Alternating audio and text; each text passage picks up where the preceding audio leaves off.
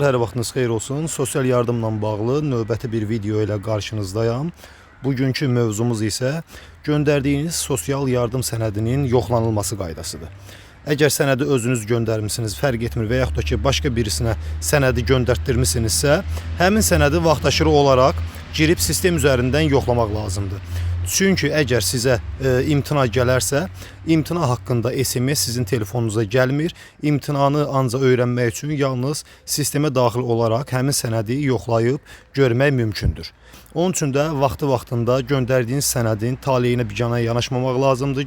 Göndərdiyiniz sənədi vaxtında girib yoxlamaq lazımdır ki, imtina olan zaman vaxtında aşkar edib və həmin imtina səbəbini düzəldib yenidən gecikmədən sənədi sistemə daxil etmək lazımdır.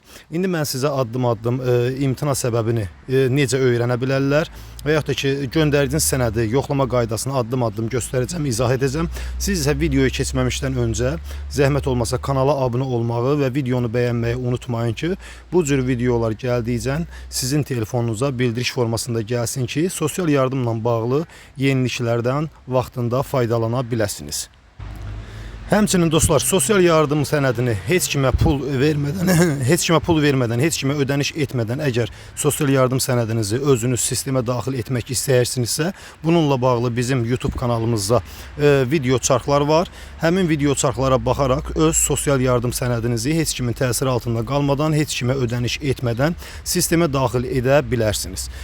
Bununla bağlı, yəni bir çox vətəndaşlar, izləyicilərimiz bu video çarxlara baxaraq öz sosial yardım sənədini özləri göndəriblər və müsbət nəticələr əldə edənlər də olub. Sosial yardımla bağlı da sənədi göndərərkən yaşadığınız çətinliklərlə bağlı videonun rəy bölməsində sualınızı bizə yaza bilərsiniz. Biz də çalışırıq ki, bir gün ərzində həmin sualları cavablayaq. Deməli dostlar, sosial yardım sənədini necə yoxlamaq olar? Bunun üçün öz mobil telefonunuzda Google Chrome tətbiqinə daxil olursunuz və axtarış bölümündə sosial yardıma müraciət yazırsınız. Və açılan pəncərədə birincinə daxil olursunuz. Ünvanlı sosial yardımla bağlı müraciətin edilməsi. Daxil olduqdan sonra belə bir pəncərə açılır və burada xidmət başqa səhifəyə yönləndiriləcək. Bu düymənin üzərinə sıxırsınız və burada belə bir pəncərə açılır. Bu açılan pəncərədə isə sizə EMAS sisteminə, yəni sosial yardımın daxil edilməsi sisteminə giriş üçün 3 üsul təqdim olunur. Bunlardan biri Sima rəqəmsal imzadır, hansı ki siz Play Market və Play Store-dan telefonunuza köçürərək qeydiyyatdan keçib pulsuz şəkildə EMAS sisteminə daxil ola bilərsiniz. İkincisi Asan imza idi. Asan imzadır ki, bəzi şəxslərdə pay torpağa görə Asan imza nömrəsi olur. Olmayanlar isə vətəndaşlar üçün satılan Asan imza nömrəsini əldə edə bilər və yaxud da ki, identifikasiya nömrəsi ilə, yəni digital login ilə. Burada da siz qeydiyyatdan pulsuz şəkildə keçib identifikasiya nömrəsi əldə edə bilərsiniz və EMAS sisteminə daxil ola bilərsiniz. İndi biz identifikasiya nömrəsi ilə daxil olacağıq və burada identifikasiya nömrəsi, burada şəxsiyyət vəsiqəsinizin PIN kodunu və şifrənizi yazaraq EMAS sisteminə daxil olursunuz. Dostlar, daxil olarkən belə bir pəncərə açılır. Bu pəncərədə sağ tərəfdə yuxarıda gördüyünüz 4 xəttin üzərinə vururuq və burada açılan pəncərədə isə aşağıda bütün müraciətlərin deyilən bir bölmə var.